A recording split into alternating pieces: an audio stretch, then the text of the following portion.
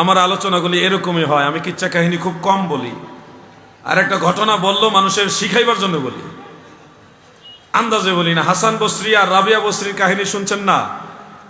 শুনছেন না? আর সে আজিমের পায়ার নিচে লুকাইছে, কালবের ভিতরে লুকাইছে। হ্যাঁ, এরপরে রাবিয়া বসরি বিয়ে বসার জন্য হাসান বসরির বা হাসান বসরি রহমতুল্লাহ আলাই রাবিয়া বসরিকে বিয়ে করতে চাইছে। দুনিয়াতে বিয়ে হয় নাই, আখেরাতে বিয়ে হবে, হাসরের ময়দানে বিয়ে হবে, জান্নাতে বিয়ে হবে। এই কাহিনী শুনছেন না?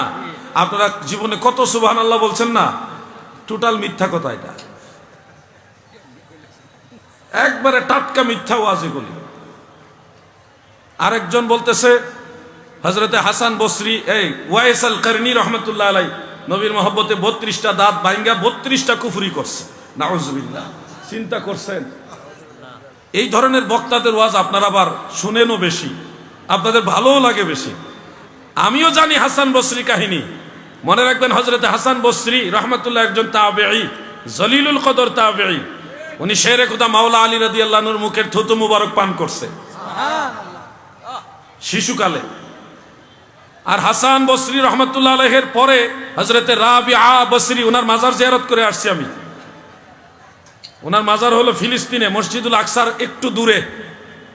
ওয়াত্তিনি ওয়াজ-জাইতুন, জাবালে জাইতুন যেটাকে বলা হয়, যে পাহাড়ের কথা সূরা 3-এর মধ্যে আসছে, ওই পাহাড়ের পাশেই হলো হযরতে রাবিআ বসরি। ওনার নাম কিন্তু রাবিয়া না, উনি ওনার মা বাবার চতুর্থ কন্যা সন্তান ছিলেন।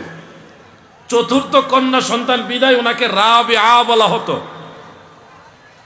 উনার সময়কাল আর হাসান বসরি রহমতুল্লাহ সময়কাল এক সময় না, মানে জীবনে কোনোদিন রাবিআ বসরি হযরতে হাসান বসরি সাক্ষাৎই পায় নাই। আর আমরা ওয়াজ বানাইছি, ওনারা দুইজন তাসাউফ নিয়ে চর্চা করতে করতে আরশে আজিমের খুঁটির নিচে গিয়ে লুকাইছে। আর জীবনে কত সুবহানাল্লাহ কইছি, কি কইছি না? সুবহানাল্লাহ যে কত কইছি। তো যাই হোক, আবার কেউ নিজের উপরে নিয়েন না। আমি যেটা বলি যাচাই বাছাই করেই বলি এবং রিসার্চ করেই বলতেছি যে এই কাহিনীগুলো মুখরোচক কাহিনী, সুন্দরও লাগে, আমাদের শুনতে ভালোও লাগে, কিন্তু অরিজিনালি সত্যটা একটু যাচাই বাছাই, একটু স্টাডি করবেন। স্টাডি করে কথা বললে দেখবেন অনেক ভুল ভেঙে গেছে। আপনারা সুলাইমান নবীর জিয়াফতের কথা শুনছেন না? সুলাইমান নবী সারা ওয়ার্ল্ডের সমস্ত পশু পাখি, মানব দানব সবাইকে মেহমানদারি করার জন্য আল্লাহর কাছ থেকে অনুমতি চাইছে। আল্লাহ না করছে, এরপরে উনি জোর করে অনুমতি নিছে, নিয়ে 6 মাস ধরে খাবার রান্না করছে। কয় মাস? তাও আবার শুধু মানুষ দিয়ে না, জিন জাতি দিয়েও রান্না করাইছে 6 মাস।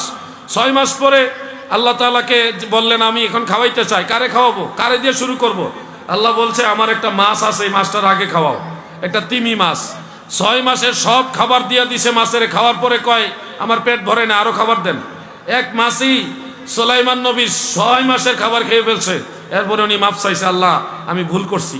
এটা আপনারা শুনছেন, অনেক সুবহানাল্লাহ কইছেন, কিন্তু এটাও মিথ্যা কথা। যে বক্তা এই ওয়াজ করছে তার তওবা করা উচিত। এরা তো জানেই না ঈমান কখন যায় আর কখন আসে।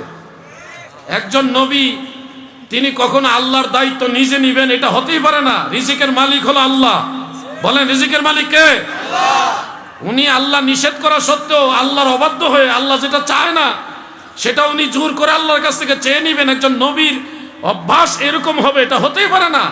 দ্বিতীয়ত, 6 মাস রান্না করে খাবার কোন ফ্রিজে রাখছিল? তখন কি ফ্রিজ আসিল নি? 6 মাসের আগের যে রান্নার খাবারগুলি, এগুলি কিভাবে রইল? একদিন আগের খাবার শীতকালও পরের দিন পর্যন্ত ঠিক থাকে না, নষ্ট হয়ে যায়। তো সুলাইমান নবী কি 6 মাস পচা খাওয়ান মাছের খাওয়াইছে? মাছে কি এতই একবারে হয়ে গেছে যে পচা খাবার খাইব? কথা বলছেন। আর মাছে কি রান্না করা খাবার খায়?